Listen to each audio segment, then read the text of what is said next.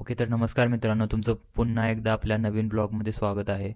आणि तुमचं सर्वांचं खूप आभार.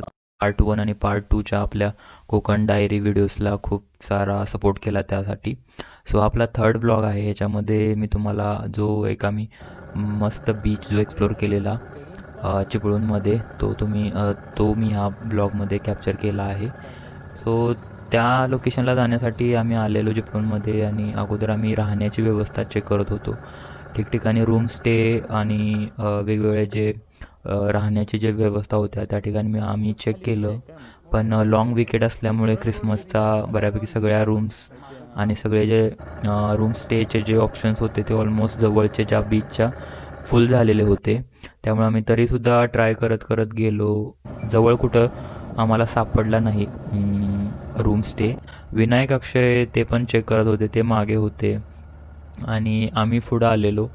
मग तसं करत करत आम्ही पुढं आलो. असं ग्रीनरी आणि खूप असं वेदर चांगलं झालेलं. इव्हनिंगचा टाईम होता, त्यामुळं आमचा प्लॅन होता की सनसेटचा व्ह्यू होता तो कॅप्चर करायचा. पण त्या अगोदर राहण्याची व्यवस्था करणं खूप गरजेचं होतं. त्यामुळं कारण आम्हाला तिथलं राहण्याचे ऑप्शन्स जेवढे पण चेक केले तेवढे पण काय कन्फर्म मिळाले नाहीत, आणि जे एक दोन होते ते काय बरोबर नव्हते.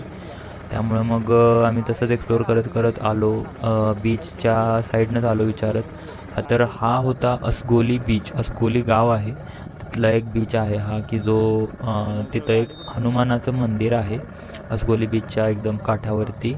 तिथल्या बीचला ते हनुमानाचं मंदिर प्लस हनुमानाचं मंदिर बीच असा म्हणून सुद्धा ओळख आहे. मग असं करत करत आम्ही आलो, आणि हे ते समोरचं जे मंदिर होतं ते आहे हनुमानाचं मंदिर आहे.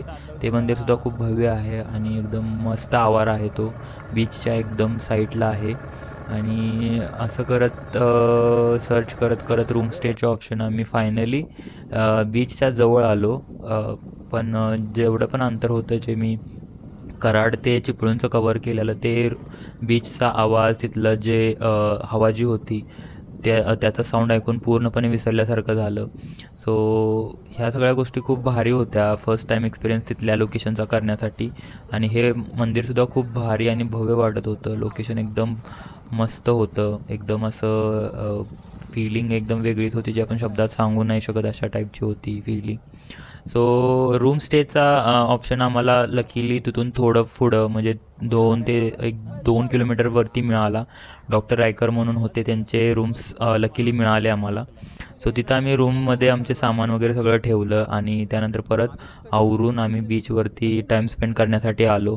सो अशा प्रकारे हा जो अस्कोलीचा जो हा पार्ट होता, हा बीचचा हनुमान मंदिराजवळचा, इथं जास्त गर्दी नसते आणि नव्हतीसुद्धा गर्दी असं लोक म्हणाले. म्हणजे जास्त गर्दी नसते असं लोक म्हणालेले. ते आम्ही सेम एक्सपिरियन्स केलं.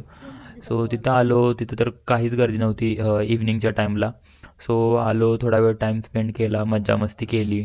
तशी जास्त गर्दी नसल्यामुळं निवांत फिरलो पूर्ण बीचवरती. लोक तिथं जवळचे आजूबाजूचे लोक येत होते वॉकिंगसाठी, प्लस नवीन पण टुरिस्ट आलेले काही काही, ते पण थांबलेले. ते पण अक्षयने थोडी माहिती घेण्याचा प्रयत्न केला. तिथे एक होते, त्यांना विचारलं की तुमचा काय प्लॅन असतो, काय डेली.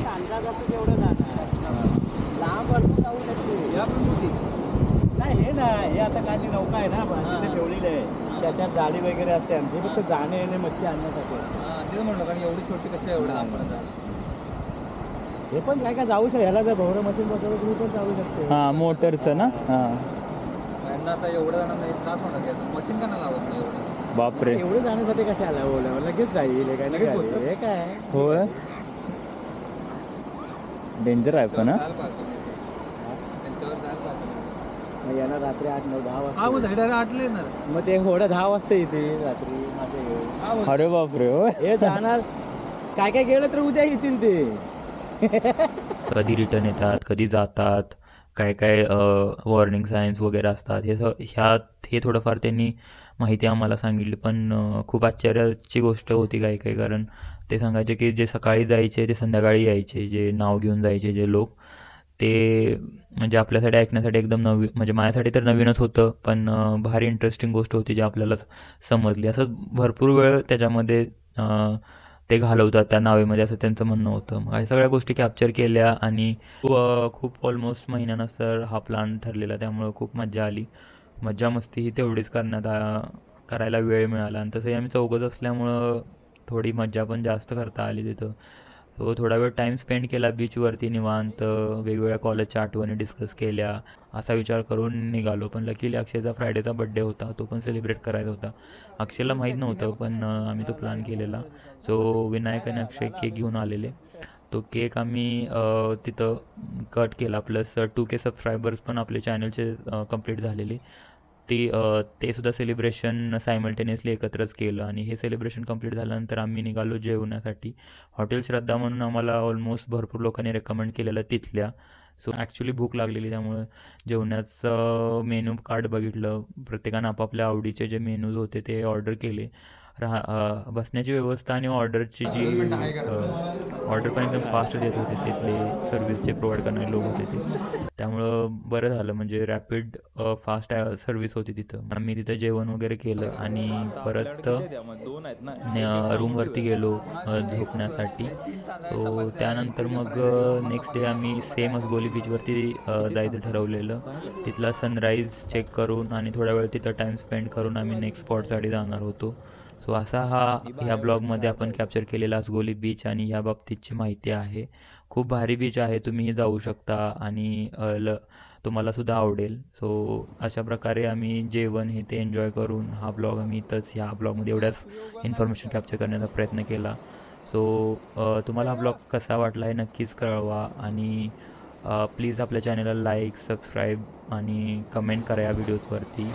आणि तुम्हाला नेक्स्ट ब्लॉगमध्ये आपण गणपतीपुळेचे जे अनुभव आहे आमचा आलेला तो मी नक्कीच कॅप्चर करेन यामध्ये. सो टिल देन बाय आणि नक्कीच कळवा तुमचे फीडबॅक्स काय सजेशन्स आणि काय असतील तर. तोपर्यंत आपण भेटूया नेक्स्ट ब्लॉगमध्ये. Okay bye.